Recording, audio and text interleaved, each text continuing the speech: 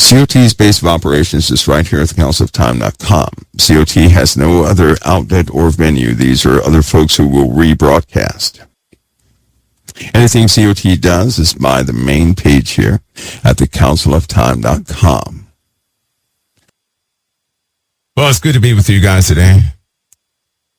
The day yesterday never ended. I'm at the end of yesterday. You know, every time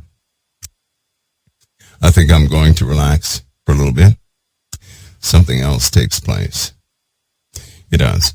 And it's going to be a very, very interesting set of days coming up. Where's 37 at? Where is he at? Who is that? Who put that up there? 37 or someone. I heard a child say something, right? What are you guys in the COT chat room? You're familiar with this. I heard a child say something that was shared with me when I was a small kid. And it's not in the Bible, but I heard a child say it. I did. So, you know how when you're a kid, right? You have a knowing of certain things, correct? And in this case, when I was about 9 or 10 or something like that, I had an extraordinary experience. And from that experience, I've had this idea I never shared. I only shared it with actually about 3 people. And I heard a child today, a small kid. They couldn't have been no more than, 4 or 5. They said the exact same thing. And it's the first time I've heard that ever. And it has to do with something that's going to happen to the earth and the people of this earth. And it could be an explanation as to why no children are in those dreams. But so let me give you the gist of it. Because this, I'm telling you now, it was something, it's very difficult to explain. It's something that I saw, that I had knowledge of. I don't know how I have knowledge of it, right? But it's there, and a small child I heard say the exact same thing. And it made me think back, because I thought I was the only one that had that, and I only talked to 3 people about this my entire life. I'm going to tell you guys about it, though. When I was about 9 or 10, of course, a series of dreams began with me. And I had that dream series about 24 times throughout my life. But I saw people on the earth. You know how people have different dispositions and beliefs and this, that, and the other. But essentially, the earth split. Now, not split as though it didn't crack down the middle or anything. It didn't do that. It split. The people that were, violent, the people that were stubborn, all sorts of people have dispositions. The people who just would not give them, or they just would not accept that they were created. And they lived their life a specific way. They were like poison going through life. People with doubts are like poison. And they spread that poison. But you had some people who actually did believe in the Lord, and they trusted in the Lord, and they trust in the Lord. And they weren't in the best of shape, right? But their hearts cried out for the Lord just about every day of their lives. And they could see what this world truly was by way of the people. And so many generations had passed, but it got up to a point where one morning, a bunch of people woke up, and everything was new. Everything was different and new, but it was still the earth, but everything was different and new. And people began to discover all these abilities they had. They were still right here on this earth, but everything was new, and it was fresh. It was peaceful. Not one threat was on the earth. Not threats by bugs, animals, anything else. Everything was appreciative of everything else. And that was just the earth. So I'm going to call that phase 1. So I looked around, and after seeing many things that were in this new place, I mean, it was pristine. Can you imagine the earth pristine, but a human being without limitations? Imagine that. You have no limitations. Everything had the ability to speak or to communicate. Everything knew everybody, right? So it wouldn't be a shock that you would see a person having a discussion with some sort of creature you never saw before, but the creature would have this pleasant look on their face, like a smile or something like that. And you couldn't quite capture everything that was being said, but you know that there was a lot of respect between the two, and joy and stories and all sorts of things. The sun was not in the sky, but the sky was lit brilliantly all the time. It was just so different. And then there were others there, right? Others that were the new ones. I'm going to call them the new ones that discovered that they were there. And I'd say maybe for who knows, a millennia, they were in this period of just thanks. Can you imagine a person that is so grateful that they stay in that mode of gratefulness for millennia? Can you imagine that? There was no rush on anything, right? No rush. And they were human beings, but they were different. I cannot describe you how they were. I just know that they were once human beings. They were earthbound personalities, human beings. But they were so appreciative of where they went. Some people that never thought they'd make it there. But here's the deal. There were people on earth that were just messed up from day one to the last day. But in their hearts, they always cried out for the righteousness of the Lord. They agreed with the righteousness of the Lord. But they could never achieve it. They were there too. They were flawless and fulfilled and complete. And then I began to wonder, well, what happened to everybody else? And I saw another earth. The other earth, right? The other earth, it was just like the one earth that was pristine, but it was not pristine. It was broken down. It was full of ash, hatred, wars, just everything you can imagine that would go wrong, went wrong. They were in a crisis. They had geological crises. They had space-based crises. And they were there doing their thing. Many were trying to survive, right? They were persistent in their survival, not depending on the Lord, but persistent by their own means. Violence was in the earth. People were defending themselves. It was almost like you had to, everybody who was there was forced into the act of murder. They somehow or some way a situation would arise, and they would always find themselves in murder. The earth was hot, right? Parts of it were stormy. People still had their same, it was just like this, but imagine the earth right now. But all the stories you heard about, disasters and earthquakes and everything else, imagine all that happened. The earth is at war. Nations are at war, right? Same politics, same everything else.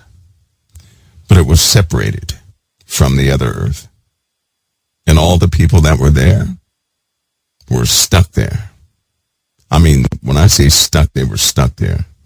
And they would have to redo cycles in this earth. So death was no escape.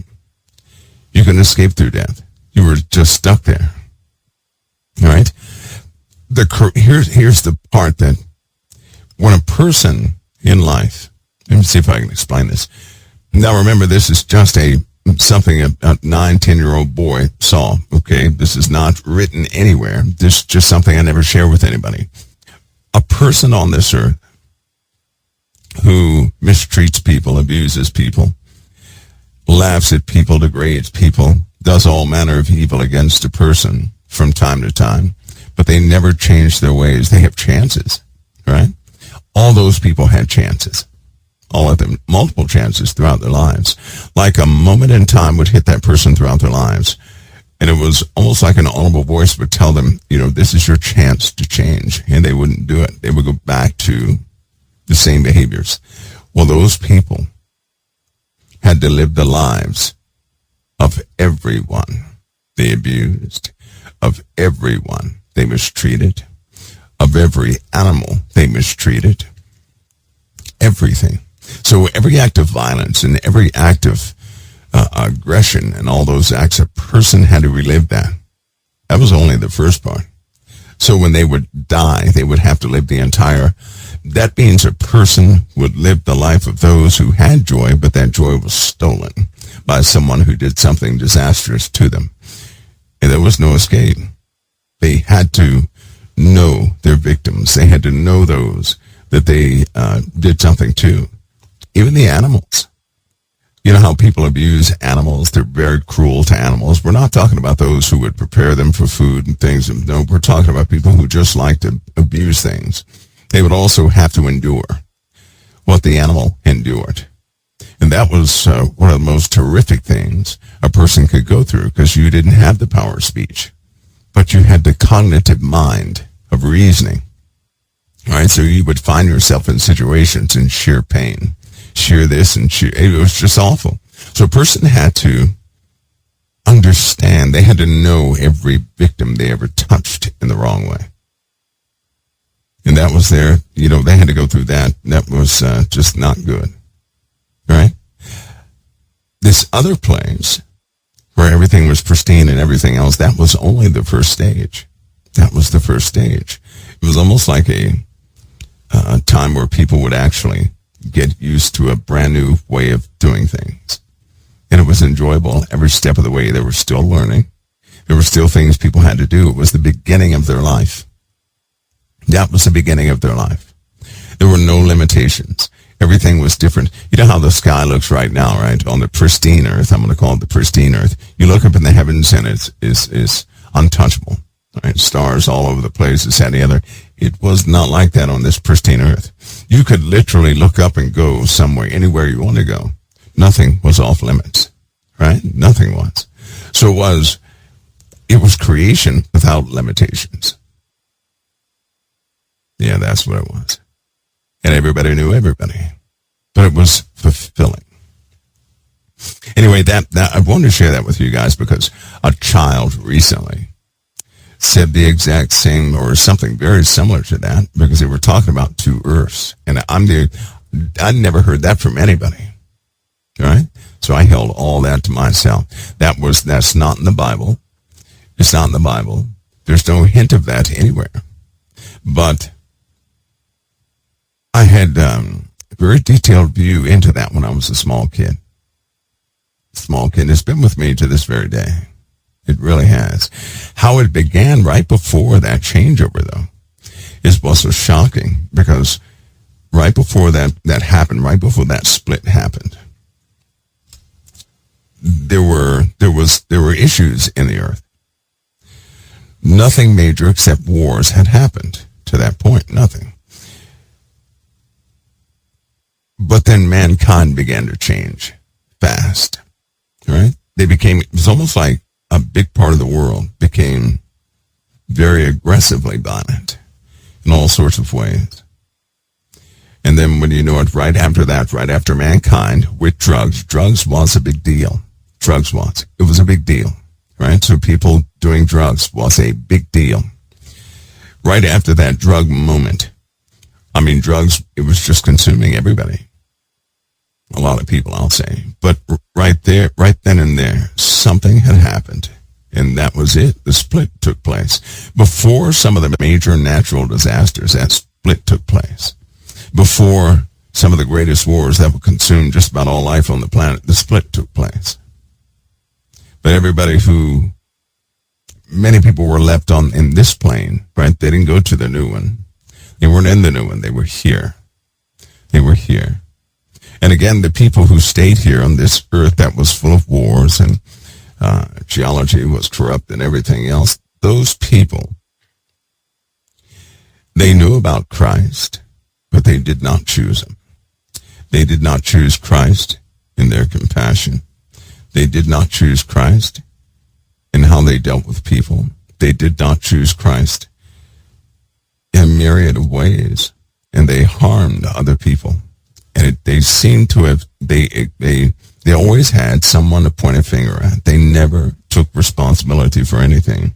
They were angry because it was always somebody else's fault. This, that, and the other. That was something when that little girl said something similar. Now, I give you a caution. None of that is in the Word of God. Some things are similar, but it's not in the Word of God. That was something given to me when I was a small child. I never uttered a word of that, though it's been in the back of my mind this entire time.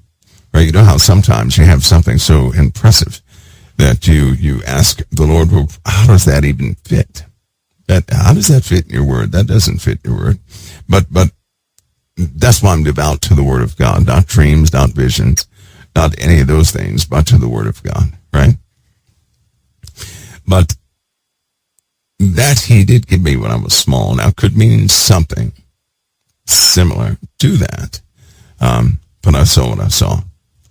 Most importantly, I saw the chances people had and how they thought and how they operated and what they were thinking about. You see, in the end, there are going to be people who choose themselves.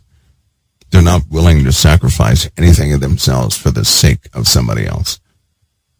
Point blank, they're not. There are lots of people who they hide the fact that they only think about themselves. They'll be nice up until the point if anything takes away from them, they're not willing to part from it. And so that's their answer, right? When it comes down to it, when the crisis point comes, they're always going to choose themselves. I saw people who were just incredible people, nice, charitable, but when it came down to it, they chose themselves.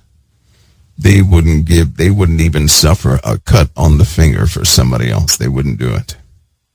And when the pressure came to everybody on this earth, everybody before the split, that's exactly what they did. They turned to everybody else and they blamed everything on everybody else. That was not good, right? The USA at that time was infiltrated and it was under siege. And large parts of the USA were under siege by an enemy nobody knows yet, right? It's kind of like, and it goes along with other things the Lord has showed me, things that most certainly have come to pass, like the new uniforms the soldiers were wearing. At the time when I had those series of dreams, the last one I had was back when they had the other uniforms. Uniforms have changed 4 times since then. Now they're in new uniforms all over the cities, right? You guys have seen these ICE individuals all over the place. You've seen them. You've seen some of the military uniforms for the escorts of political figures. You've seen them. You've seen those things. You've seen the militant vehicles in the streets. In fact, it's the same thing, the same picture of the stone steps. Some of the vehicles in the stone step, the armored vehicle, which was based off a very specific vehicle I talked about here on COT. You see it out in the streets also. Remember, somebody asked me one time, they said World War III is going to begin. I said it won't begin until they mount lasers on the tanks, and lasers are in the soldiers' hands. You guys remember that? You remember that? Lasers were mounted on the machinery, and then the other war will start. World War III will begin. It'll be in full bloom back in the Middle East again. But lasers will be mounted on the tanks, and that was before. That was before they had the new sighting systems, the lasers. They didn't have anything they have now, right? But now they have lasers mounted on military equipment. And in that, I saw a belt. A soldier had a belt. And the belt was used for the weapon, right? So to have one of the weapons, to use a laser on the weapon, you had to have one of these belts, right? That would, had tiny little, looked like C-cell batteries were in this belt all the way around the waist, right? You had to have one of those in order to fire that weapon. But I was looking for one, right? Because I was in the middle of the desert trying to protect a woman. That was weird. It was a woman in the desert I was trying to protect, and I needed one of those weapons, and the only weapons that were out there were those weapons. And I saw the fighting was vicious. The damage to soldiers was vicious. They even had laser repellent armor that they're using, you know that's real now, right? What the Lord showed me back then has come to fruition. Absolutely has come to fruition. So I firmly believe we're at the door. We're at that time. We're at that time. See, they used to have, diode lasers and chemical lasers. Well, they have something else out now. Something else that is incredibly potent. That has I believe it has a 350 millisecond charge time. That's less than a second for all of you who can't do that conversion. So you can fire that laser at full strength, and in less than a second, you can fire that laser again. So that laser fires with 15 seconds. 15 seconds. You can hold that laser down and cut things up. Let that trigger go, and then within 350 milliseconds, it is charged again. It's the same thing they did with motors, right? Electric motors create heat, right? They create heat. That's when you're utilizing an armature and some coils, and you're utilizing DC power to charge those coils, to control the armature of that motor to make it spin. They're not utilizing that these days. You know that, right? They're utilizing something that is just incredible. It's in factories. The torque on these motors is incredible. They do not get hot. And you could submerge them in water, and they would still run for another 200-300 years. They're very lightweight and flat. They do not use the power that a DC motor uses. They do not.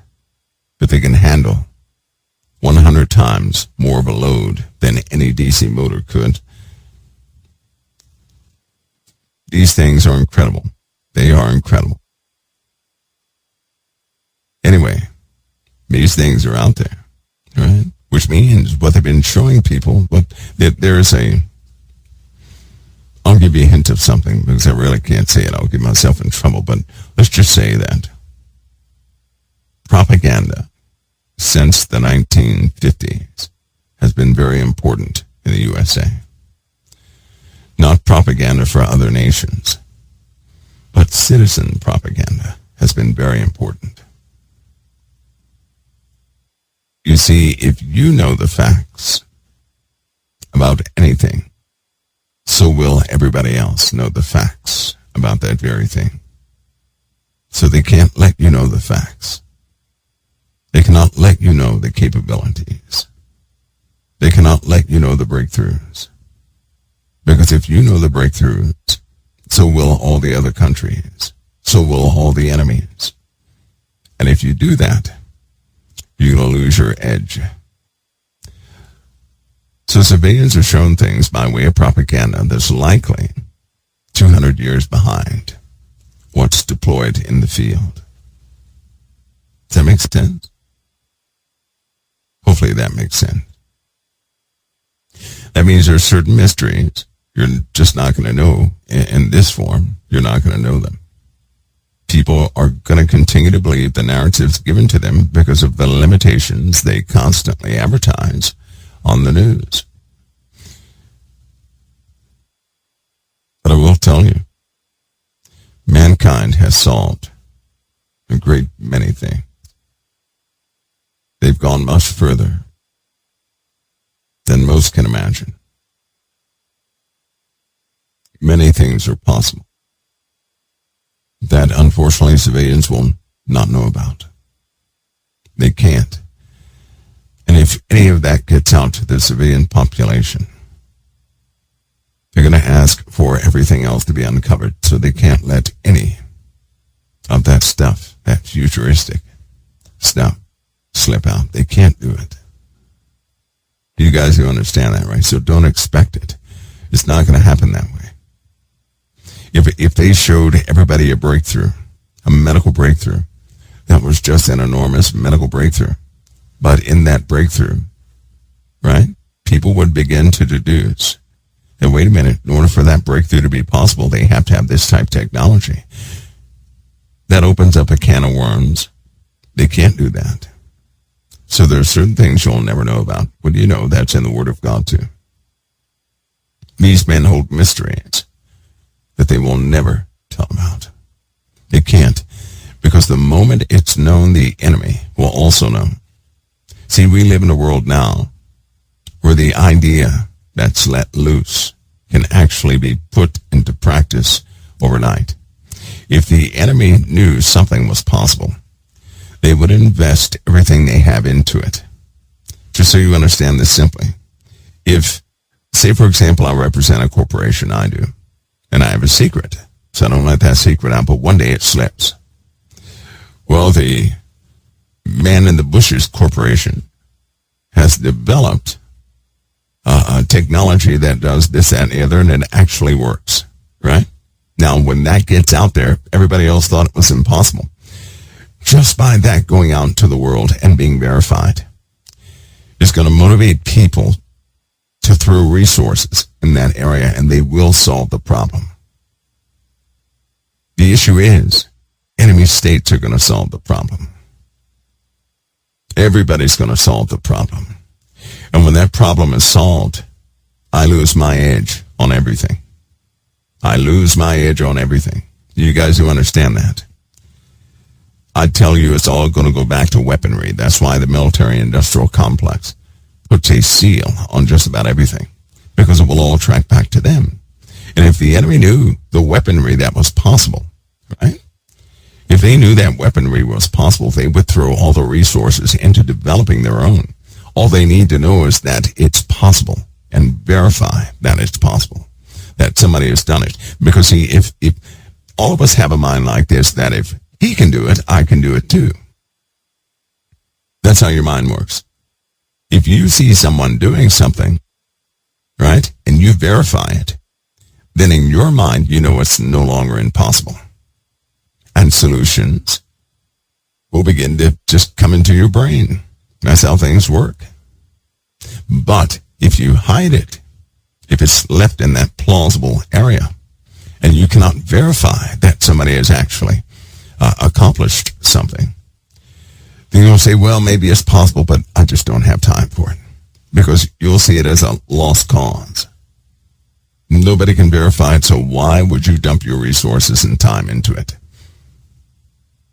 That's why they have not all secrets, but some secrets. And those secrets, they'll never let those secrets out. Never. It's of no consequence to you all, though. It's their secret. So what, Jimmy Crackcorn? Those secrets will ultimately be their doom. Remember, the Lord said he would take them in their craftiness. So don't envy that. Don't envy the secrets that somebody else has. Don't put yourself in that position. You'll do yourself a disservice by doing that. What you need, the Lord is going to give you too. He'll inspire ideas within your mind. He will. So don't envy those who keep those secrets. Plus you have something they don't. Although they know about the supernatural realm, right? You're authorized to operate with the supernatural realm. They're not. To them, that's a marvel. To them, your faith is a marvel. So you understand that. So don't think you're missing out. I think a lot of people make a mistake in doing that. Somebody has something that nobody else has, and they really do envy that. That's called covetousness. Don't covet the secret somebody else has. Don't do that.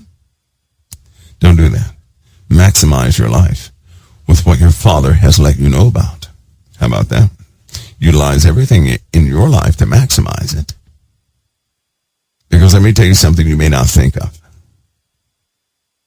You may not know about this. You guys know what excess is, right? Excess.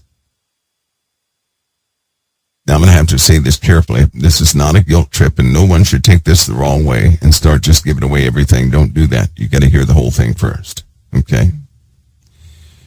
But all of us know what excess is. You're in your house, for example, right? You have 2 living rooms, or a den and a living room, but it's only 2 of you living in the house. You couldn't possibly occupy all those couches and chairs all at the same time. So that would be excess, right? Which means it's there. It's there for usage, but you may not use it at all. Excess. You know, we're not talking about gluttony. A savings account, for example, right? That's excess money, is it not? Anything you save up, anything you put away, is that not excess? If it's not needed in that very day, then it is excess. Now again, listen to the whole thing. Don't get the idea that somebody's coming down on money. In this world, they teach people how to shut their eyes to excess. And they do a good job. When we stand before our Father, you got to listen to the whole thing first. Don't cut it off and start giving away stuff because you'll make a mistake. But when we stand before our Father, imagine a person who has lots of excess. And they did love the Lord, but they have lots of excess. And they stand before the Lord thinking they're going to walk into the kingdom of God. And the Lord says, whoa, no, stop. Stop. And the person is asked, did you do everything you could for others? Out of your heart. The person says, yes. And the Lord proceeds to show that individual people who suffered things, who could have been taken care of with little to nothing, little to no resources. And then the Lord shows that person all the resources they had stored up that were never used. They died with the resources that somebody else could have used. Now, don't log out yet. Don't just let me finish. So, in other words, all of us have been taught, we got to save up this and we got to save this and save that. Now, there's a responsible side, because believe it or not, in the Word of God, you are to have resources for your children and your children's children. Do you know that? Oh, yes, you are. You're to be responsible with your life and not put your life's burden on somebody else. You're not to leave somebody else with a burden. So some people have stored up money, but they have a purpose behind it. That's a good thing. That's a responsible thing. That's a heart-to-heart thing. But some people have stored up resources just to have the resources, because they're uncomfortable not having resources at a specific level, because they go out on a whim and they want to get anything they want at any given time. Now that motive for that is greed, not purpose. When you have purpose behind your resources, that's found in righteousness. When you don't have purpose behind your resources and you simply have it, right, to exhaust upon yourself because you may be in a certain mood from here to there, you're walking a fine line. Very fine line.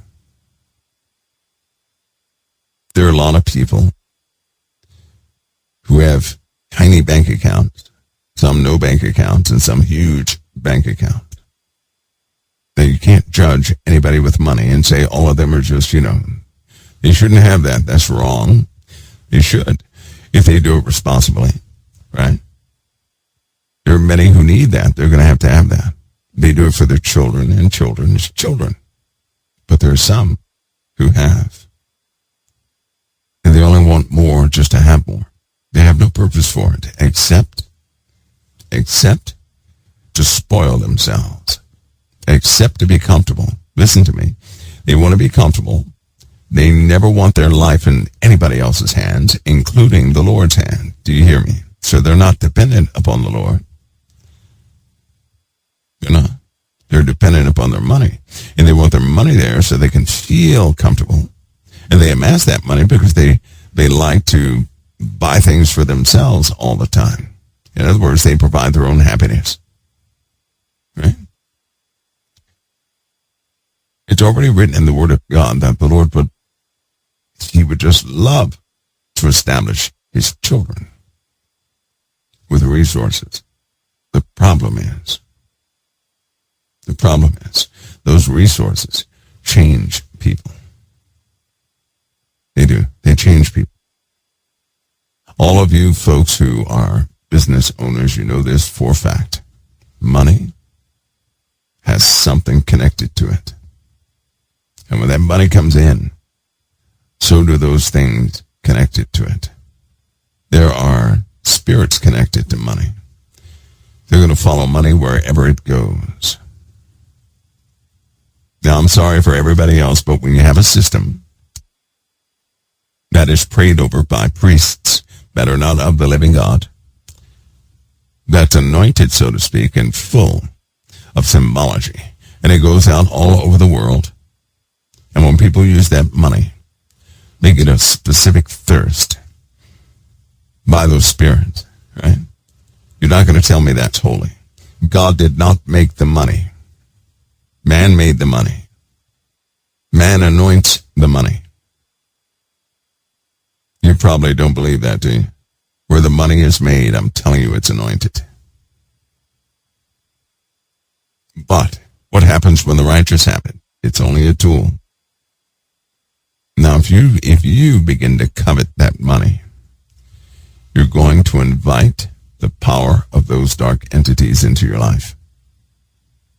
And you're going to lose sleep at night. I'm telling you what I know. You guys have been, any of you all who have had taxes back for the first time, and immediately you were empowered to go and get anything you wanted within a specific means, you know what it's like to have torment by want. You don't rest. You're always looking around at this, that, and the other. You're happy. You're stressed out all at the same time. And then once you exhausted, you feel like you're lifeless. All right? The identification is when you exhaust the funds and you feel like a loser.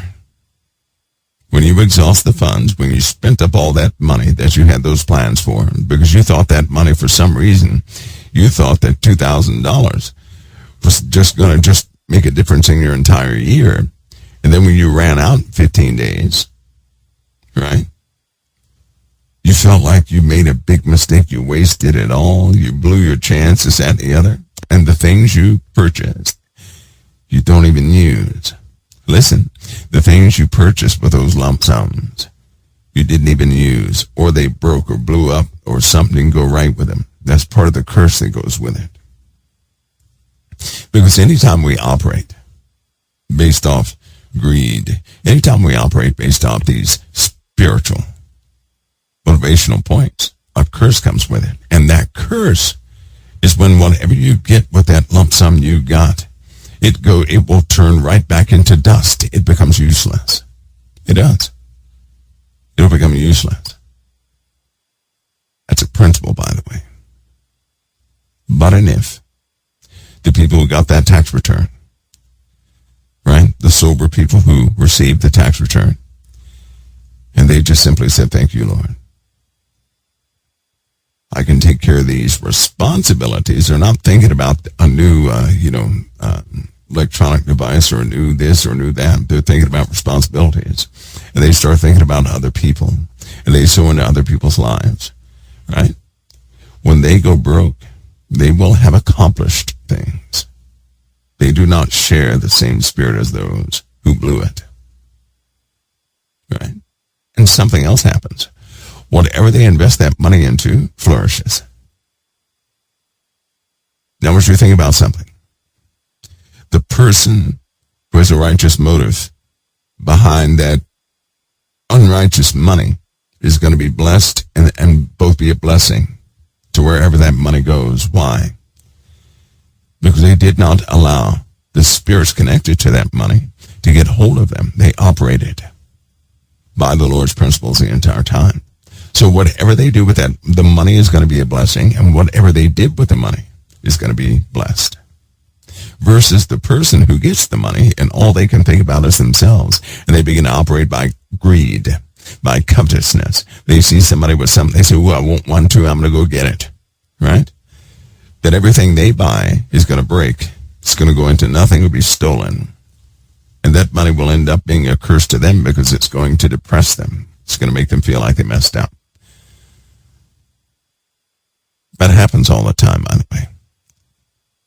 All the time. Money itself is a tool. It's only a tool. It is. Some people have it, some people don't. But in the Bible, it states that your Father desires you to have what you need to accomplish the work he sent you to do. Listen, that's key. He wants you to have what you need to accomplish the work he sent you to do. Uh-oh. Not the work you sent yourself to do, the work he sent you to do. You get that? That means your substance in life is also on that path the Lord has laid out for you.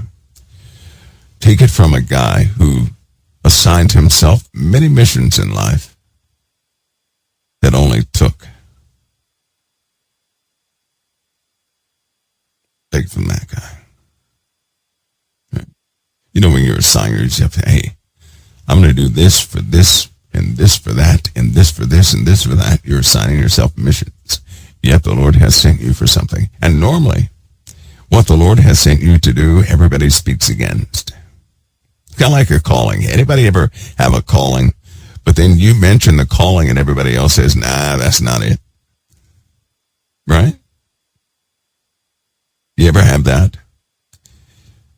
Let me ask you another question, because that one's kind of, blunt, and nobody's going to answer that correctly in the first place. But I can ask you this and you'll answer. Has anybody noticed that in your life, other people try to own you, so to speak? They want you under their control. Anybody ever notice that? They want you under their control. So you've seen a tug of war where this person wants you under their control. No, but this person wants you under their control. And you're constantly being drawn into discussions. And somebody looks you right in the face and they say, well, don't you agree with that? But it's truly a conversation of something you do not agree with. And it makes you uncomfortable because you don't agree with it. And they ask you out in the open, well, don't you agree with that? Isn't that right? They look at you of all people and say, isn't that right? They don't look at anybody else. They look directly at you and say, isn't that right? Now, if you can notice that, and you believe in Christ, you might want to know this. You were sent here for a specific cause. Your adversary, the devil, cannot afford for you to operate within that cause. So he has assigned lifetime agents, lifetime dark spirits to get you off the path God has for you into other paths of life. He didn't care if you prosper. He didn't care if you flourish and this, that, and the other. He does not want you to do what your Father sent you here to do. And if he has to use, finances, money, marriage, or anything else to get you locked into something you're not supposed to be in, so be it. He'll do it. In your heart of hearts, there's a child within you. And that child is quite compassionate. That child has direct resolve of things. The child never changed. It's been suppressed, but it never changed. That child has hope for people. On a side note, when you did show or express hope in your youth, didn't people fight against that hope and say, well, you're just stupid? Didn't they? When you have hope for people that nobody else had hope for, other people came out of nowhere to fight your hope. Didn't you notice that? So now you know what that was. The same group of spirits assigned to make you not follow the path your Father has put before you, but to follow some other path. That's why you had the hope for people nobody else had hope for. That's why even right now, your colleagues around you will start to point a finger at someone, and due to your affiliation, sometimes you have to point too, or you know you're going to be ousted. And you can feel that. See, the point is you can feel that if you do not agree with them, somehow you're going to be ousted. You're going to be put out. It's a pressure on you. It's a walk on a tightrope you have to do every single day of your life. That's what it feels like. You will get to the point where you're going to cut that rope and you'll never walk on a tightrope again. You're not going to walk on that again. You're going to get to the point where you tear down every fence in your own life, realizing there was never a fence. You will get to the point where everybody around you can look at you, they can point at someone and want your agreement with it, and you'll look each one in the eye and say, I do not agree with you. You'll walk unscathed to your next destination. You're going to get to a point where you're going to find out that all these threats that have been in your life, they never had power to manifest. Not because of you, not because of your Father. You're going to find out that what you suppressed initially, that's what's being redeemed in the earth. That child you suppressed in the beginning, that's who God sent here. The adults we made unto ourselves, these shells, these armored shells that we use to survive in society, that's our making. That's a strange garment. God has already given us a garment. We covered that up to make it a little more robust. In other words, let me tell you a big secret. You ready? Here's a big secret. You've been hiding. You took a bunch of dirt and materials from the earth. You covered yourself with them to make yourself impenetrable because you thought yourself to be vulnerable. Here's another secret. You know when everybody talks about the spirit of fear? I'll say this by the Spirit, that Christians have the most fear. They have such a fear of humanity. It's okay. It's okay. Your Father in heaven will have that converted. That's why David ended up the way he was.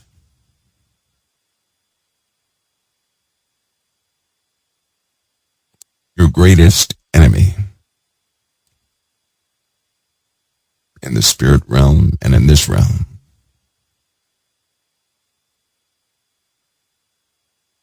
is the flesh of another person. In other words, people have been your issue. That's why many of you have one singular problem called anxiety around other people specifically. It's okay. These things are known. It's common. All things will be worked out. See, you never have to play like you're tough. You don't. Because that small child God sent here to this earth is going to be called out, nurtured, redeemed.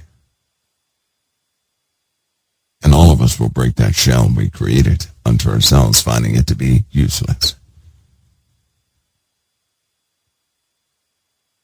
You were trying to survive amongst monsters, if you will. Is that a pretty good description? Because all of you have found some sort of beast in your life. A beast that said, hey, you better get this mark. Some of you right now have been faced. You've been in a situation where it seems like a beast is with you. And if you don't carry the mark of that beast, or the name of that beast, or the number of his name, your fear is that you won't be able to buy or sell. Ooh, that's direct, isn't it? That's your fear. You prayed about it. Lord, what am I going to do? If I don't bear this mark, I'll have nothing. Boy, see how that correlates? Oh, the wisdom of the Most High.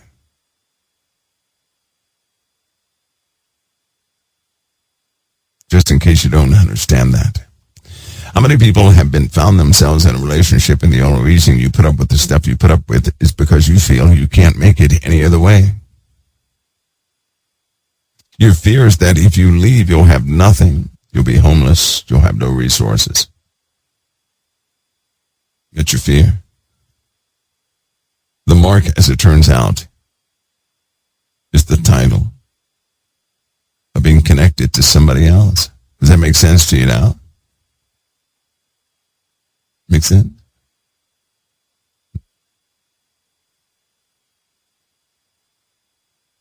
What about the testosterone boys?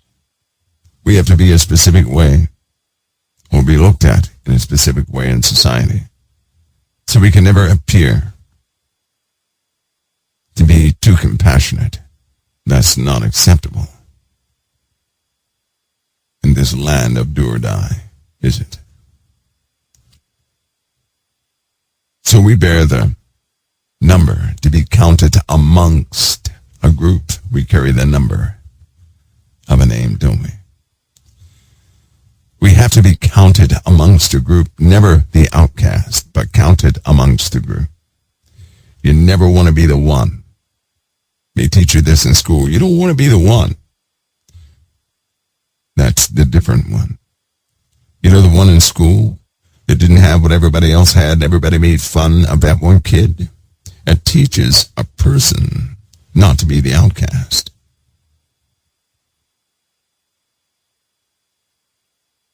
As a consequence of that, as a result of that, to bear the number of his name, to be counted amongst the group, is a survival tactic, is it not?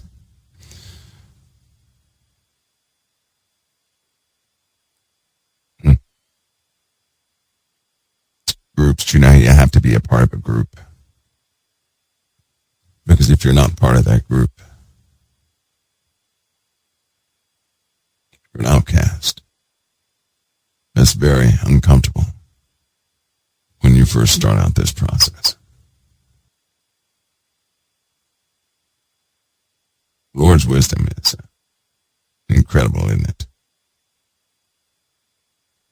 Because it does say that. You can't buy or sell. Save those who have the mark, and the number of his name is mentioned. It says, or the number of his name. Right? Or the number of his name. Well, what in the world is the number of his? A lot of people think that is a numerical value, right? I'm not going to contest that. But to be numbered amongst a group that is already accepted was a phrase used, I found out. The number of his name. I found that direct phrase. Go find it. You'll see the same thing. That phrase is an ancient phrase. I didn't know that before. I did not know that. I didn't know that before. In fact, that phrase was used in Rome. And in fact, that phrase itself is a mark. I did not know that before. I didn't know that before. But it made me think. Because I know the word is relevant to all of our lives. Right? But I know the Lord is breaking us from all of that. But, hear me. You do realize all of what's happening around you. You do realize the changes that are taking place. And are you guys keeping up with your police blotters locally? Have you looked at some of the crimes that are being committed? They're drug related. There are people, immigrants who are trying to escape the USA. They're cutting down whole trees and throwing them in the street to stop cars. Once a car stops, they try to get all the resources they can.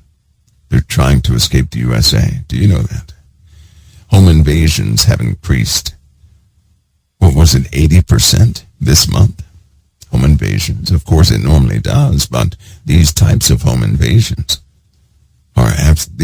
this is something that's going on here.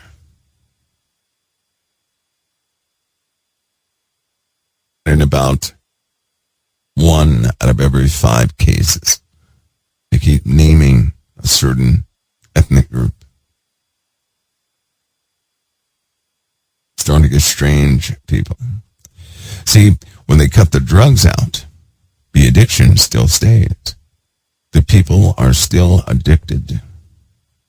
And believe it, we already talked about this back in 2014, right? That if they were to cut the drugs off to this nation, this country would end the next day.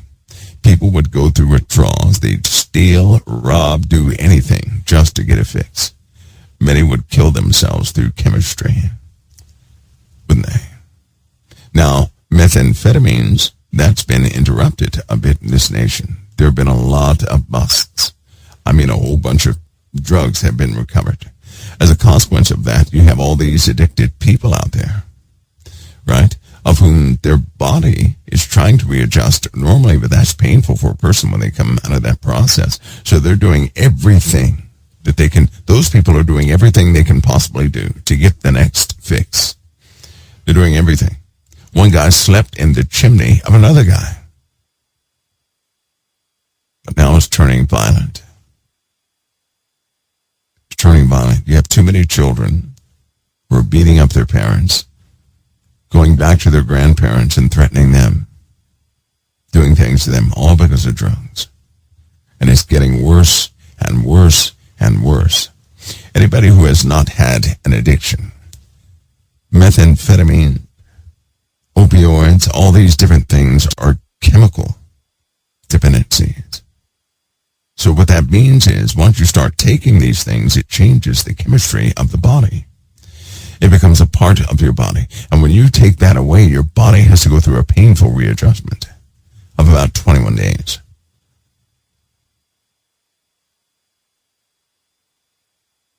That's something that nobody can really describe to you. You cannot compare that with anything. I know that firsthand. I got injured and was on morphine for a time, and I abruptly stopped the morphine.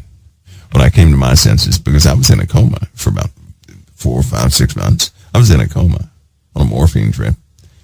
I didn't know it. But I wasn't going to take morphine. And they told me I couldn't do that. I couldn't come off morphine like that. I said, yes, I can. I'm going to do it right now. But I went through the worst 7 days of my life. 7 days. I went through aches and pains on my aches and pains. How about that? In fact, I had discomfort in places I didn't even know existed on the human body. My hair was hurting at one point. Are you kidding? People were blinking too loud. So when you go through withdrawal symptoms, have some compassion upon those who have that. That's the fear. People stay on drugs for fear of the withdrawal symptoms. Now, let me tell you something you don't know either. When a person first does the drugs, they do it as recreational pharmaceuticals, right? You do it that way first to have a good time, this, that, and the other. But then they get addicted, and they have to do it to stave off a nightmare. Do you understand?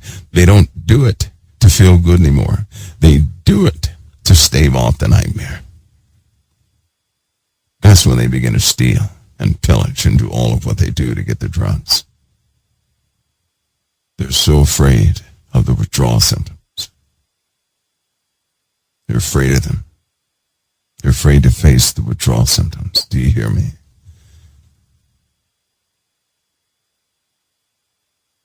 Have compassion with that. See, I wish the Christian community, I wish we could be open. We're getting to a point where we could be more open because, see, Christians have knowledge in this area.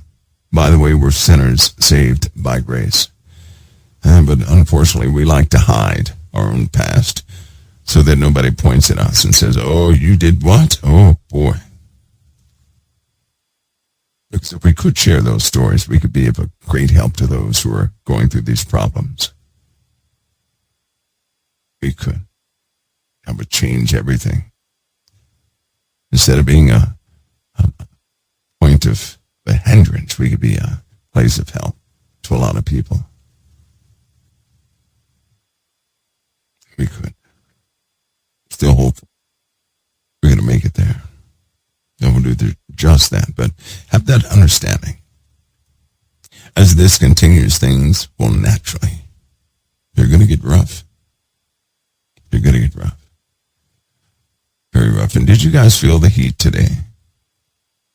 Anybody feel the heat today? The heat was, by the way, the sunlight is different. I'm going to go ahead and tell you guys that. You guys have heard me say from time to time the chemistry on the sun has changed, right? You've heard me say that. Now it's verified. It's been published. It's verified and published. So now you know, it didn't just happen overnight either. This is a process that has been ongoing for 20 years. 20 years. So it's not something that just happened, but it's going to cause us some consequences we may not be ready to deal with. And it does mean certain building materials are going to start falling apart. A change in the sun's chemistry changes light. The wavelength of light, yes, I said wavelength. I know the argument, you quantum people, with the particle and light argument. And I have no problems thinking it can be both at the same time. I'm one of those. I'm not the either or. I'm the one of those. I'm comfortable with saying it can be either or. At the same, it can be both at the same time. I'm one of those. So you do your little split test with the light, you'll find out, you do that. I'd like to hear some people's explanations, if you do it the right way. It has wave characteristics and particulate or particle characteristics at the exact same time. There's still things we can't explain scientifically.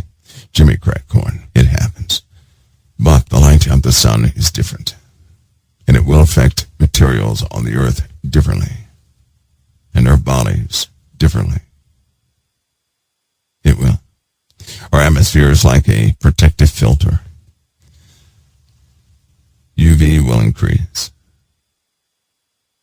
It will increase. You got to take precautions in the sun. Don't take chances in the sun anymore. The people who were out in the sun last year are going to pay for it.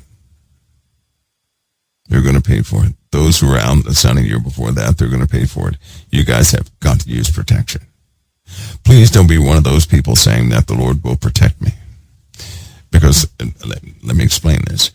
If God gave us knowledge of how to drink water and where to get it from, is he going to supernaturally infuse water into our systems? No. Because he gave us instruction on how to get it ourselves. The Lord works just like this. Our Father works like this. If he gives us the instruction to obtain something, he himself will not do it because he gave us instruction to obtain it. God requires stewardship. He will not do something he has already empowered us to do. He will do those things when you need them that you have not been empowered to do. Okay? So what you truly cannot perform, what you truly cannot do, what you truly cannot obtain, should you need that, should that be a need in your life, your Father will have that provided to you. That's how he works. But God requires stewardship. That means we are responsible for those areas of life that we know about. We are responsible to do what he has empowered us to do. We are responsible for that. And if we fail to do that, then we're going to face the penalty of it not being done. So if we get lazy, we're going to face the penalty. Because it won't get done. So this year, you guys already know there have been plenty of stories about the sun that you may or may not be able to verify. But many of you have felt the difference. You know that skin cancer rates have gone through the roof, right? You know that exposure to the sun has caused people to be very sick, especially this summer. Many people became deathly sick by being exposed to the sun. There are many people out there right now, right? Any exposure to the sun, they get sick. You take them out of the sun, they're okay. Put them back in the sun, they're sick. Okay? You also have to know your own body. Some people can take more sunlight than others. Okay? Some people can, like dark-skinned people, a lot of melanin. They can take a lot more sunlight than others. Caucasian people are Caucasian. Do you know why? Do you know one of the reasons? They can absorb sunlight in very low light conditions. Just so you know that. You don't need direct sunlight. You don't need it. If you're Caucasian, right, due to that lack of melanin, you can absorb and your body can make what it needs to make with very little sunlight. For those of you with darker complexions, you're going to need more sunlight to make that same thing. I believe that sunlight, natural sunlight, is the best way to go. Right? It is. But you have to know what body you're into. Know your own body. There's a reason Caucasians are Caucasian. And other people are other people. We never went through that yet, COT, but there's a reason for all of it. There's a reason for all the races. We can just be so stubborn-minded that we never discover that, never investigate truly that reason, right? And use it accordingly. God didn't make a mistake. He did what he did on purpose. My goodness, we're just foolish. It's almost like if the Lord wanted a day shift and a night shift, would both of them be exactly the same? Of course not. Because day conditions are different than night conditions, right? So the races are similar to that. Just so you know that. All of us excel in different areas. DNA structures are different in a multitude of areas. But we all complement one another. So long as we stay foolish and believe in racism, we will not. But every race excels in a specific area. Together we constitute a whole and lack nothing. Separate, we can only master a small section and then go to war to protect that small section we think we're masters of. Foolishness. Only together can we be complete. That's how our Father made it. Only together can we be complete. So if humanity would actually work together, they'd find that they're lacking nothing. That's a fact. That's something.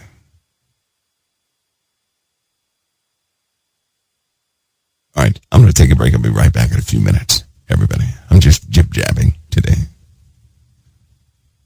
I'll be right back in a few minutes. All right, good to see you guys. There's a request from some mixer that you turn up the volume. That's me. Okay, I'll turn it up. Not being that loud tonight. That happens when I read scripture. You guys know that. By the way, I was saying with I saw somebody's comment, and they said that UV light, there's no difference. Whether it's dark or night, my example of the night shift and day shift has nothing to do with the UV light. So let me take you through another part of it. And I'm out of breath, yes. I just ran up the steps with water. African American people have a different nose than Caucasians. Different hair than Caucasians. Why? Because if you take note, the darker a person is, the more they can dissipate or facilitate evaporation, which cools the blood, which means they're made to thrive in a hot climate. That's what it means. So the melanin, or the skin color, is based on the environment, right? Cool climates, warm climates. Caucasian people have thinner noses. Do you know why? It keeps heat in their bodies. Their hair is, your hair is going to be straighter. Do you know why? To retain heat. All of it's to retain heat. All of it is. Because you're meant for a cooler climate. Of course, in this day and age, if you're dark, you want to be light. If you're light, you want to be dark. If your hair is curly, you want it straight. If it's straight, you want it curly. Everything is backward. But now you know. So it's a climate thing. It's based on where you are. It was a known fact that a long time ago, most Caucasians were in the northern climates, where it's very cold. And as it turns out, you may not believe this, but if you happen to be a Caucasian, your body can easily and train to handle freezing temperatures as though they're ambient temperatures. That's fact. That is a fact. And if you're dark skinned, right, African American or whatever it is, right, if you're dark skinned, your body can acclimate to hotter temperatures. Learn to deal with superheated temperatures better than anybody on this planet. That's fact too. That's fact too. Same thing goes for those who are intellectual people, based on those who are simply highly creative or something like that, right? Those who are intellectual, those who are problem solvers. They create peanuts and peanut butter and stuff like that. Do you know why? Because their body is tuned to burn calories when they use their brain. They can become very intense when using their brain. How many people, when they start to get into something, they're trying to solve a problem, and you were cold before you started to solve that problem, all of a sudden you start heating up. You use your brain, you start to heat up, right? When I was young, every time there was, somebody was talking too much about intellectual things, I would get sleepy if I were sitting down, right? Now, if I hear something and there's no intellect involved in it, I get extremely just bored. My body shuts down. It's not stimulating for some reason. So we're stimulated differently for a reason. But we all complement each other. That is to say, everybody is not meant to be some Einstein intellect. That would be a disaster. Nothing would ever get done. Einstein didn't make a thing. You know that, right? And yes, they proved a few of his theories wrong, dead wrong. He was still an intellect. So he worked in the mental areas, right, of theory, physics, and all these other disciplines. Then you have those that do, that have practical applications to what they encounter, the doers. So all of us are different. All of us are needed. The problem is we like to categorize and point fingers and separate and segment and do all these things with humanity as though somehow we're separate. We're not separate. We just separate ourselves. But all that will be undone. By the way, the new race is almost complete. And nobody talks about that. I think people are frightened to talk about that. Yeah, have you guys ever heard about a prophecy about a new race? And have you heard the biblical portions of prophecy in the Old Testament about the mingling of the holy people with all DNA? Have you heard about that? A lot of people don't talk about that. We're going to go over that too in detail. I think it's amazing. It's amazing. I know theologians, they don't like it because for some reason theologians can't get past certain things of themselves. But the Lord has purpose to everything he does. Everything he does. I trust that, so there we are with that. There we are with that. Anyway. All right. Anybody have any questions of this insane conversation we're having right now? I'm telling you guys all of this to yet again, This year in 2026, it's going to be a challenging year. If not a severe change in human history is going to be held within this year. It is the make or break year. I believe 2025, everything was set up. At the beginning of 2025, I remember begging people to pray for their leaders. I do.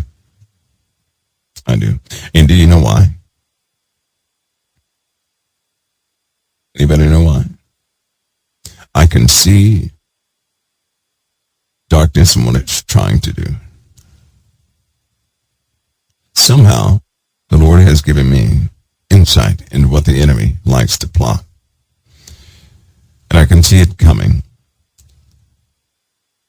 But people are feeding the wrong thing. I can see it coming. I can see this setup. Satan is trying every ploy he can possibly try. Satan likes to trap people in pride. I don't agree with that. It takes prayer to break that. He loves that. When you see a person about to be entrapped in pride, go to them full of charity, but go to them full of charity. Be ready to take the scorn and everything else they can dish, and let them know they're appreciated for who they are. Whenever Satan sets somebody up to be prideful, he does the same thing every time. Follow me on this. He will criticize who that person is naturally. The person will defend themselves by becoming something else. They'll also cut off sensitive areas of themselves so that they are no longer prone to these verbal attacks. That hardens a person. And when that person is hardened, they stop listening. When they stop listening, they'll begin to lead boldly, but under their own steam, without counsel. So pray for your leaders, because your prayers for your leaders will affect everybody. It will affect the entire earth. This year, since people did pray for their leaders, they started to, then they began to fight again. They're fighting again. And each side is justified in their own minds, just like Proverbs says. Not knowing that God put us here to work together. But take note, God did not make the Senate, man did. That's a Roman system of checks and balances. It was specifically made that one side would look at the other one, side-eyeing the other one, not trusting the other side. And before we were all born, politics in the Senate, in the House, it was violent. There were fistfights. Fights would happen every single day. They would debate. People were injured during their debates. They're more civil now, physically, but they're very brutal intellectually, and the long-term effects, but they should be quite obvious. Pray for your leaders. This year coming up, people are going to be faced with a choice, but that choice will come with crisis, always. No one makes a choice with the living God through false conditions. We will all make a choice in justified conditions. You know, with the Lord, He is a God of truth. He teaches us by way of truth. He raises us by way of truth. And do you know what that means? It's not going to be like some Hollywood movie. It's not going to be a fairy tale. God will always present to us true evil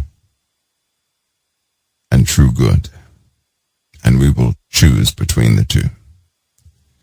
Now that good and the evil bears an impact upon our lives. God lets us know exactly what we're making a choice between.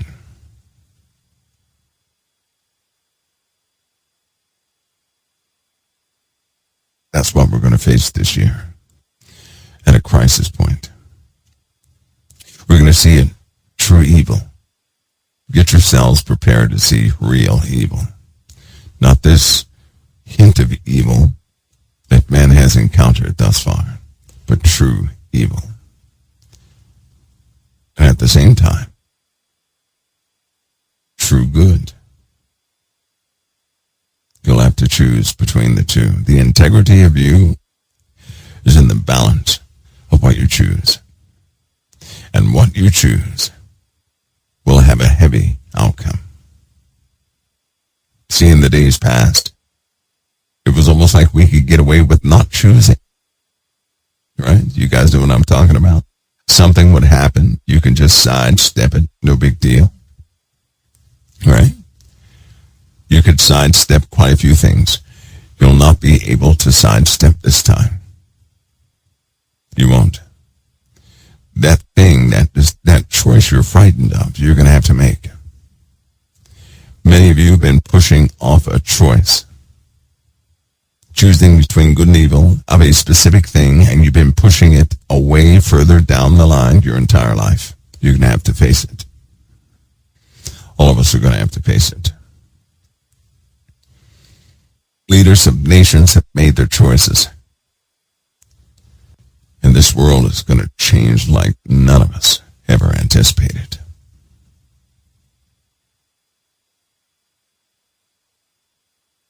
America has made their decision dealing with artificial intelligence. They have made their position clear. They're all in. Do you hear me, guys? They're all in. Do you know what all in means? They're all in.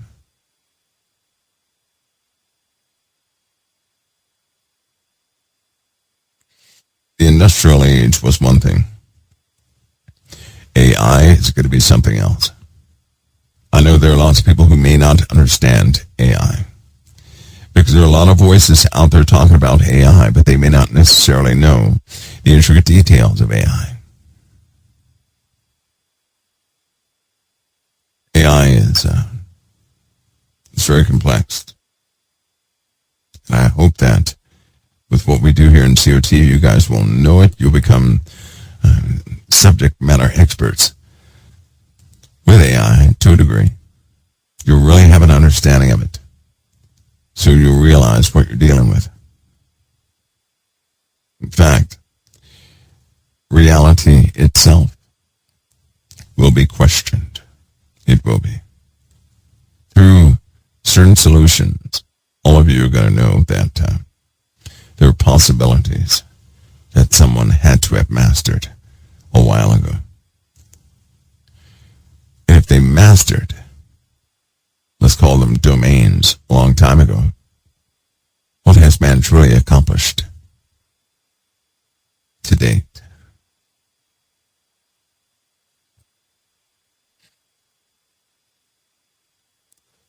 Somebody says Trump called AI supreme intelligence. Did he forget about God? God is not supreme intelligence. That's a title man gives. Any title that we give regarding intelligence couldn't possibly be a description of our Father. Our Father is something we have no description for, save what's been given to us. So it's okay if he calls that supreme intelligence, supreme to him. That'd be like an ant saying that, a bird has supreme intelligence to it. Well, it does, right? There you go.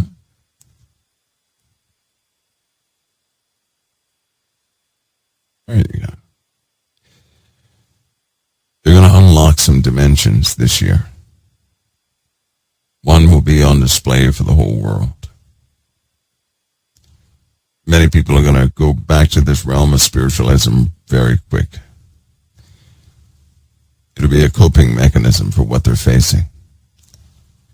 See, there are things we don't understand, and when the spiritual realm is made real to people, even bits and pieces of it, parts of it, everything will change. Also, at the same time, you guys do realize, I think it's a mistake. Making all these power plants all over the place. That's a mistake. Mankind is inherently violent. They're inherently violent. Hear me on this. They make those power plants all over the place. And essentially, it's even happening right now. There's everybody thought that AI would be a drain on the power grid. It's not going to be a drain on the power grid. It's not. In fact, if you take notice now, right? If you really look now, they have been doing something to the power grid. Outside of AI and everything else, doing something to the power grid, which cost them almost, they spent an unreasonable amount of money causing the infrastructure in America to be very robust.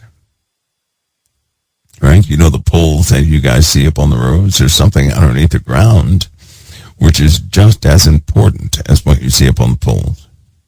They also have a different transmission system they're going to be installing. Now, that means they needed a lot of R&D money. And the government was not going to give them all that money. So they hiked up the bills on everybody, but it went to research and development. Allegheny Power is a good example of that, right? That's on the East Coast. Well, actually, Allegheny and Appalachian, they're good examples of that, of their R&D and what they've been doing. They have a transformer that lightning won't even blow out. How about that? Now that's good, right? So if you were to hit this transformer with a lightning bolt, it's not going to go out. If you were to hit it with EM emissions, it's not going to alter what it's doing.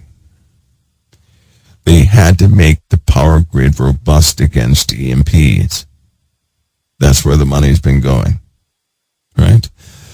In Texas, there are new turbines in Texas all over the place that have been powering these large AI centers. They're already running, and people are complaining about the noise from these turbines. One turbine, for example, there's a place with, I believe they have 54 turbines, and one turbine could run, right? 1/4, I believe it's like, no, I'm sorry. One pod of turbines, which is 4, could run 1/4 of New York City. How about that? So 4 turbines could run 1/4 of New York City. You're talking about some incredibly powerful turbines. Incredibly powerful.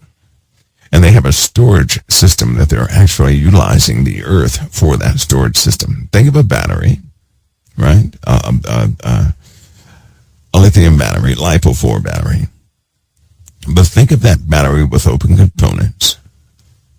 No shell. The shell is actually partitioned in the ground. The ingredients are in the earth, which means you can reconstitute the lithium that's being absorbed in the earth with new lithium. Right? So you're looking at batteries that could be the size of a football field. You can't pick it up. You can't move it or anything else because essentially that battery is the ground. And the ground is the battery. It's not a battery that you move. It's not a battery that you're going to, take a picture of or anything like that. It is part of the earth to store that power. They're doing that. Everything is different because they're going all in on AI. Now, we all know what Revelation says. That the first beast, or the second beast, told the people of the earth that they should make an image to the first beast who had a deadly wound by a sword did live. And that this second beast was able to give power to this image, that it would both speak and kill as many as would not worship it. So it's going to have power to kill those who are not loyal to it. Right?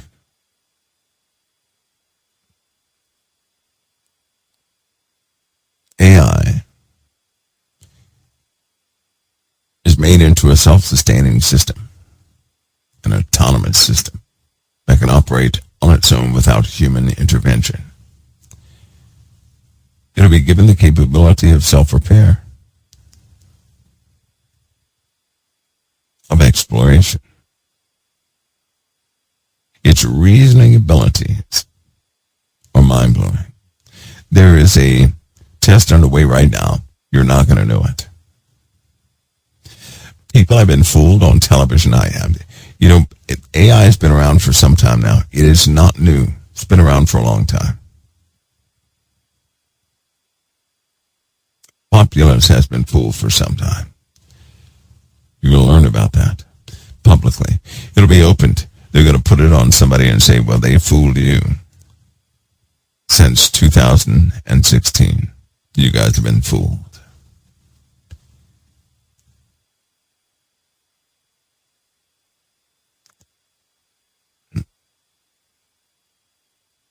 They're doing things in a very different way now, and all the restraints and regulations are gone. So they can get everything done.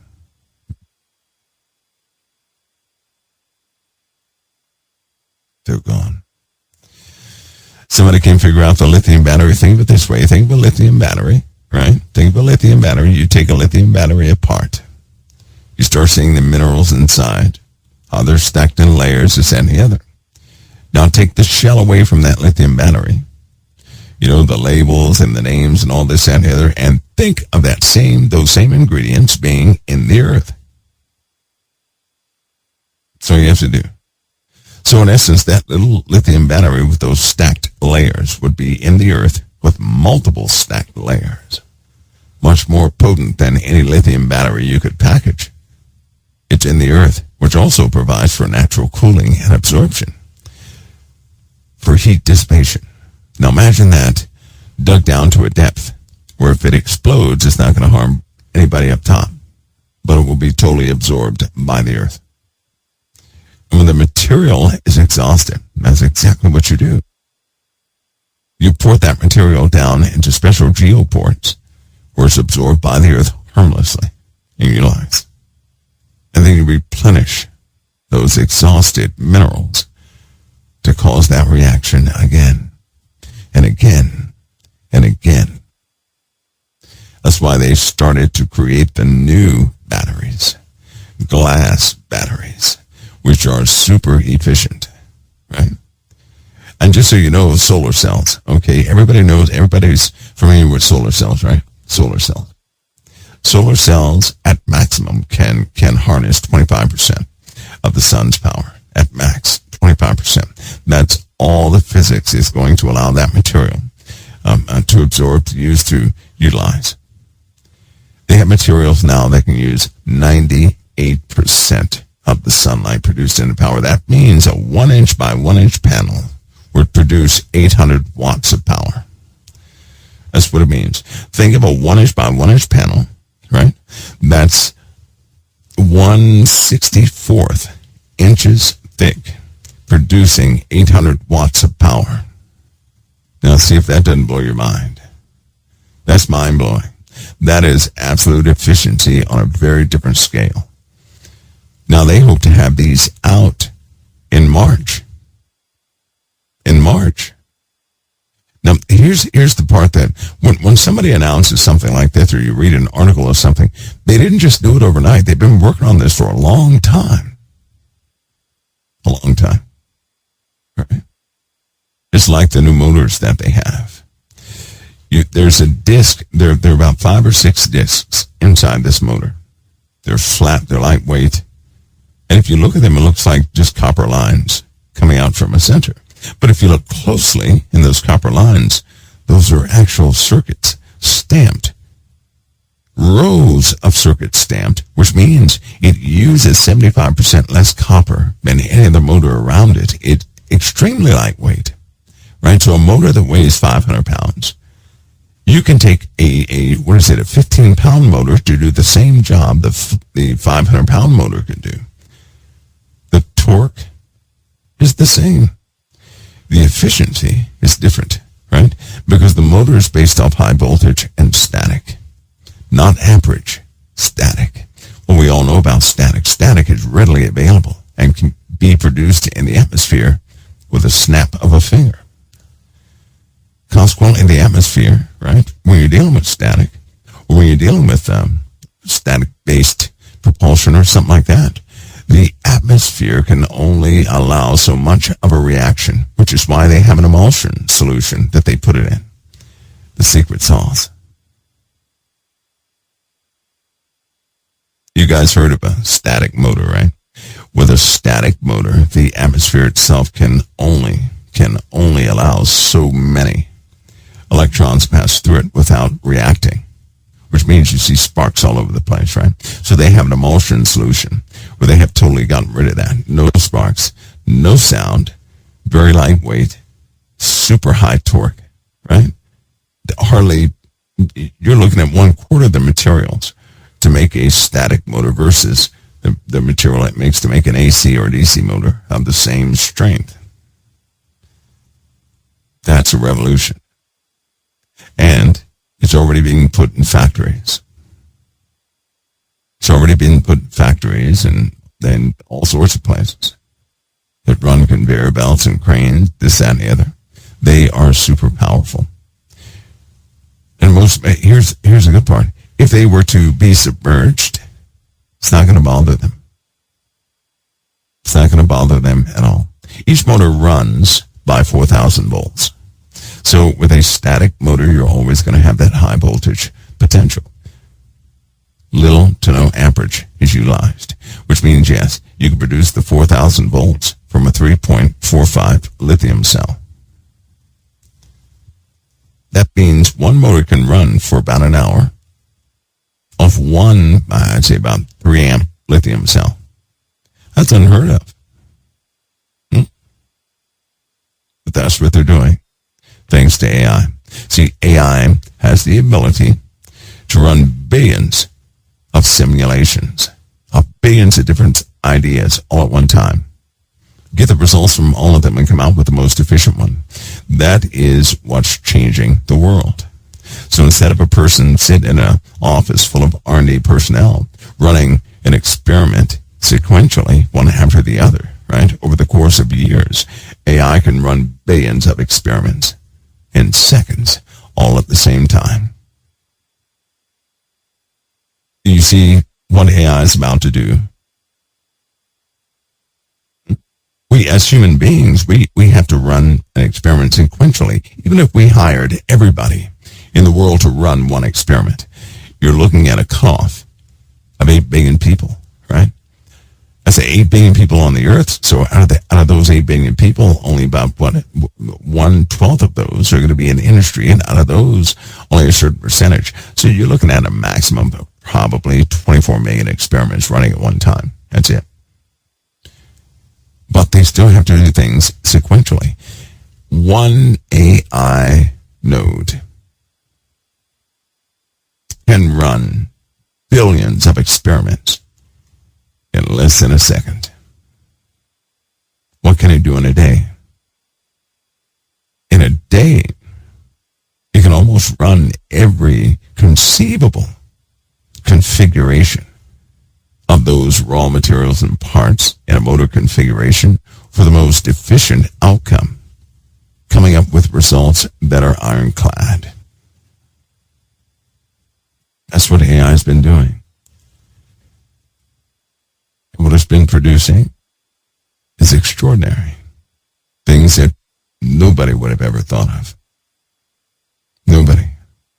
And most, and the best part about it is, because those simulations are based on actual physics, they can take that right to the manufacturing rooms and 3D print whatever they need to 3D print and see the outcome and test it right there. And the results are going to be within the ballpark of the results that AI had. So you're looking at a 1-to-1 type output. Do you see where everything is going with AI? What it took mankind years to do in research, AI can do in a fraction of a second. Literally a fraction of a second. Somebody said it's going to take jobs. If you do a search, right, on legitimate numbers of unemployment, things of that nature, you're going to find that AI has already taken quite a few jobs. Quite a few. It will make jobs in the long run, right? But they have to get over that wow phase. I think it's a good deal that you guys understand it, because ultimately a system like that, right, is going to be utilized as a control mechanism. We all know that any good invention is always utilized for war, right? For controlled dominance, dominance of people. And so we know that AI is going to be utilized as the framework for a control mechanism so incredibly exhaustive and powerful, no one will be able to escape, its inclusiveness. So everybody will be within that same system. None of us will have secrets. It'll be it'll be a different society, and it's coming quick. And America has just gone all in on it. They want to be positioned as the ones, listen to me, because this is what's at stake. America, right now, because Trump signed the executive orders and it gave powers to these AI companies to do whatever they have to do to get established, and established quickly. At all costs, they must get established quickly. This is bigger than the space races. This is bigger than nuclear weapons. Because whoever develops that system first is going to be positioned to be the most powerful nation on earth. They already know this. And they do not want China to be the first ones to do this. They do not want China. China has been working at it. China has been doing some things that would just blow your mind. So President Trump has given all authority and powers to all those who need it to get AI fully developed in the USA, utilizing everything. He just relinquished all limitations on the development of AI and the systems incorporated into AI.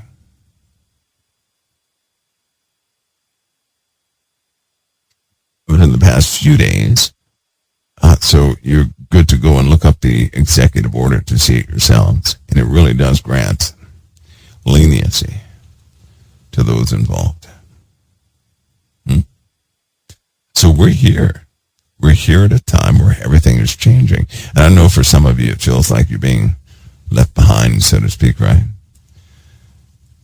Even for some of you guys who have worked in the industry for some time, it feels like you're being left behind. AI has a way of making you feel like, it's generations ahead of you. All of a sudden, your knowledge is ancient knowledge, right?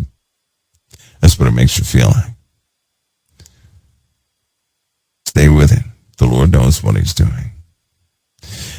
In the book of Revelation, we see a system like that backfire on the earth. We see the world create a utopia called the kingdom of the beast. These people have such a sound ideology that they give each other's presents, right, when the two witnesses lie dead in the street. They have money. They have common income. Oh, and by the way, that common income, that utopia that I was talking about at the beginning of the year, it's on paper now in Washington, D.C. It's on paper in Washington, D.C. Do you guys hear me, what I'm saying?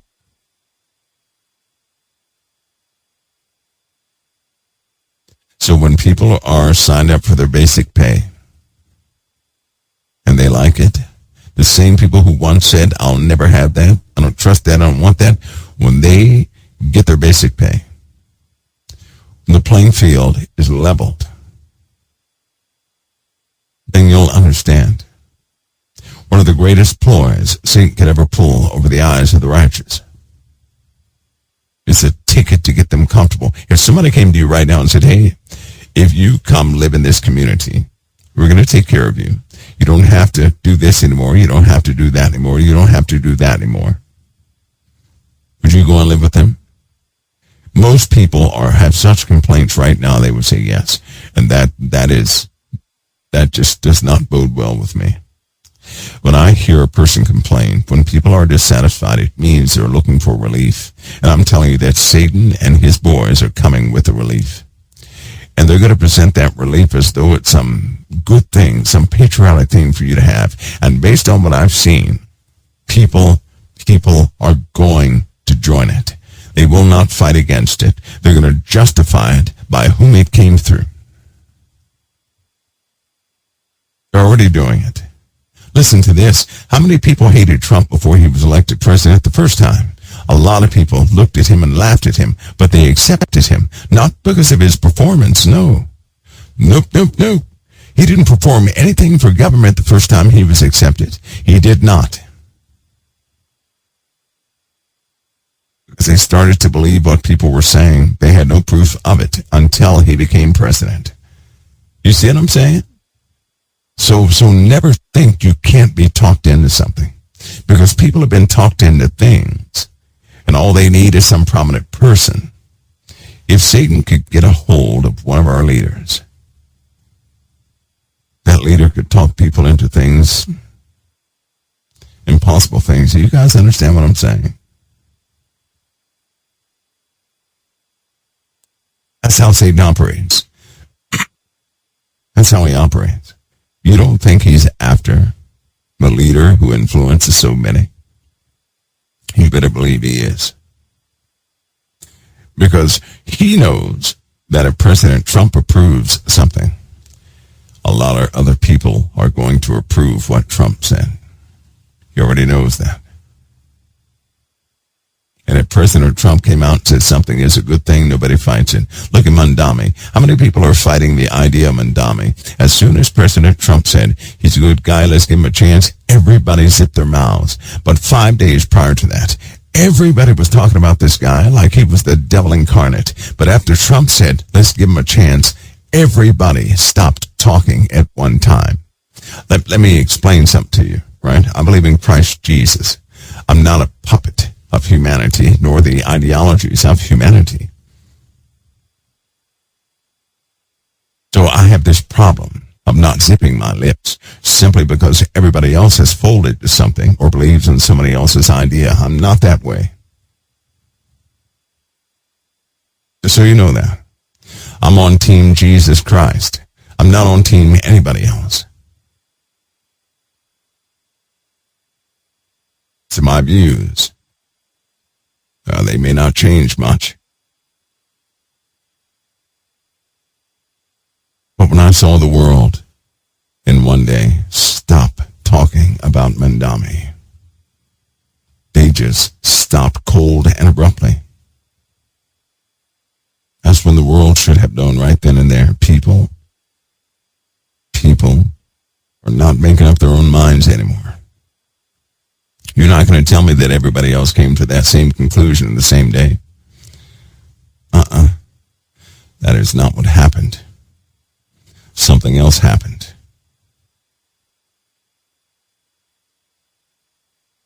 And this is where we are. So I'm telling you right now, when they come out and they call basic pay something else,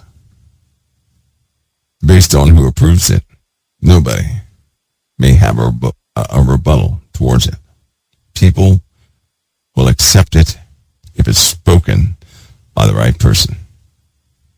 We have those things in position right now. If the right person speaks it, nobody will contest it. That's where we are. You might want to recalculate as to where you think society will accept the utopia is coming. It's coming.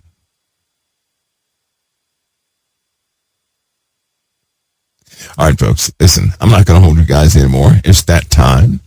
It is Christmas Eve. I want to say God bless all of you. All the young people out there, you guys keep striving. Keep striving. Remember something, though. The Lord put us here for his purpose and his reasons. He did not make a mistake. You are not a mistake. You're not. You're purposed to be here. And wherever you are, whatever you've gotten yourself into, wherever you end up, if God did not want that for you in your life, and you believe in him, even if you think you messed it up, you wouldn't be there. There's a purpose. There's a reason you're where you are. It may look bad to some of you. It's purposed. There's a difference. When something is purposed, you always go through many different seasons in that purpose. Same purpose. But you're exposed to many different seasons. Don't ever think you're trapped. You are not trapped. You're not trapped. No. You're passersby. If you believe in Christ, if you truly have accepted him, you're found in the book of life. You know what the Lord said? Everyone who's found in the book of life is going to be delivered. Every single one of them. You will be delivered. You will make it. You will. So what's all this trouble and everything for? That develops a quality of person within us. That's so that we give our truthful answer to the Most High. That truthful yes or no. All these people in your life who you think could be a curse, I'm telling you right now, they're a blessing. Even the ones that stand against the Lord, if they stand against the Lord's going to use them. He'll make them your footstool. Do you know that? They'll be a stepping stone for you in your life. Overcome them by your Father's ways. Let the Word of God flourish in your lives. Operate within the knowledge the Lord has given you. And stop being stressed by somebody else's knowledge. It does not matter if you don't know what I know. Because I know there are things that you know I don't know. But God gave us a responsibility to operate within the realm of the knowledge we do know. We have a responsibility to act on those things we absolutely know. Anything beyond that, he'll always step in on your behalf. That means you're in good hands. That means a delivery point is coming.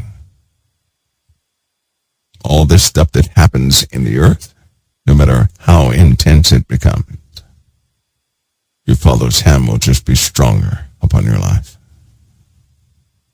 Don't fear it. Teach yourself not to utilize the spirit of fear. And when you're in a high state of fear, don't make any decisions.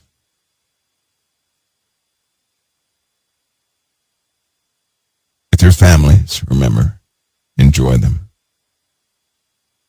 Be sober, knowing that you may not see them again.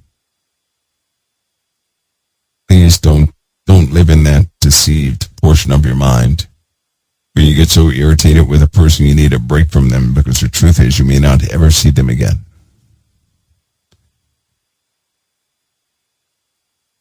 You already know they're going to try and drag you into conversations. Arguments may ensue, so on and so forth.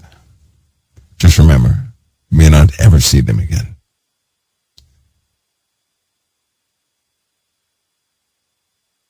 Folks, God bless and keep all of you. I'm going to see you next time right here at COT, which will likely be spontaneously. Well, I can't tell you. I already said I wasn't going to tell you, so I'm going to just be. Some of you guys will be around tomorrow, correct? You'll be around tomorrow. Everybody's not going to be, many of us we do different things on Christmas. Many of you will be with your families. Enjoy your families. Please enjoy your families. Some people are by themselves.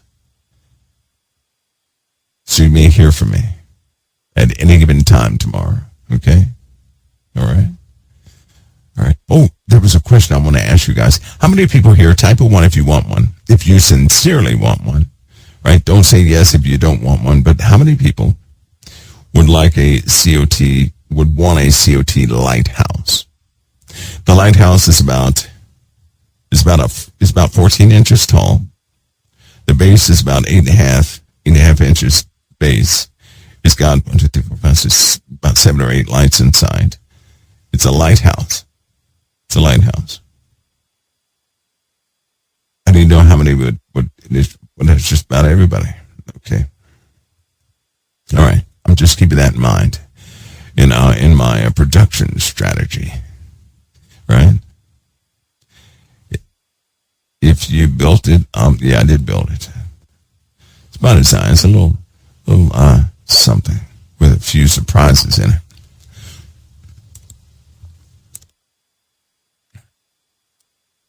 Okay, I got it. I have the gist of it. I have the gist. Somebody says, what does the lighthouse? What does it do? What does lighthouse? Huh? What is that, Donnie? Type that again.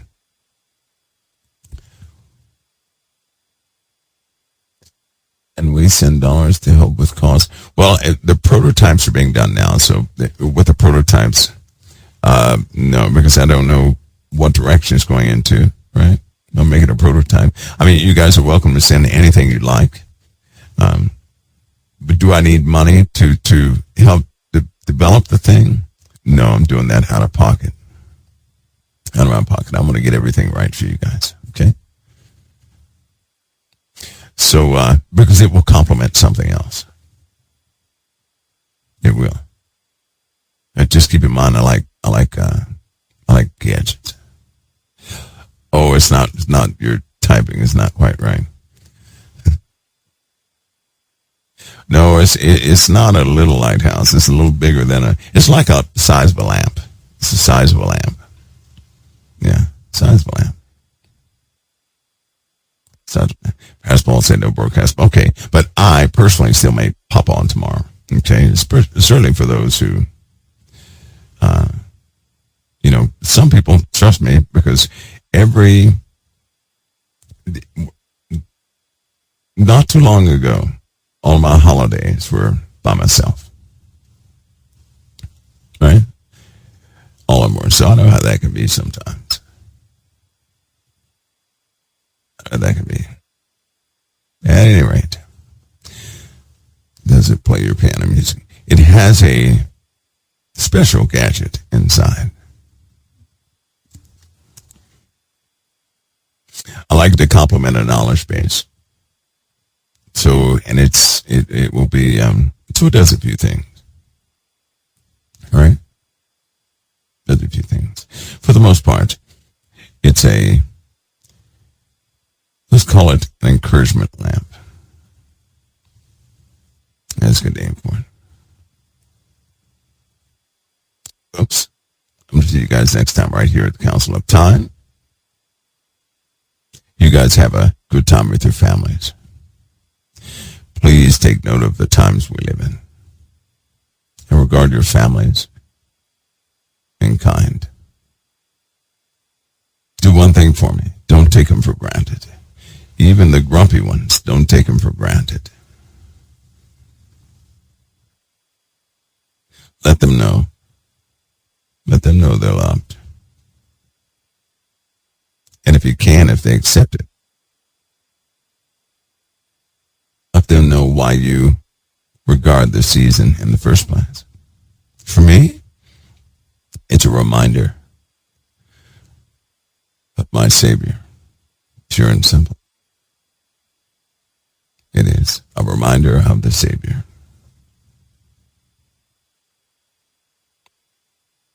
But it's also become a window into the hearts of so many. What humanity can be versus what they are. It's a good reminder. The good you see in the season is the potential inside of a person. They may only show it once a year, but it's still there. It's still there. And whenever I see the good potential inside of a person, I'll always have hope for them. Always. I hope that you guys do that too.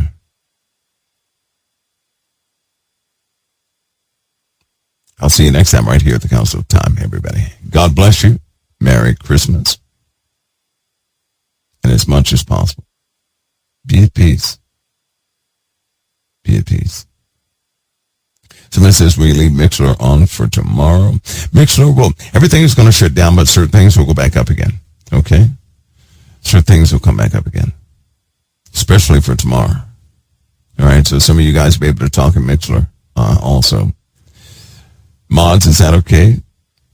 And because sometimes you get people in there that just try to obstruct everything they can. You guys know how it goes.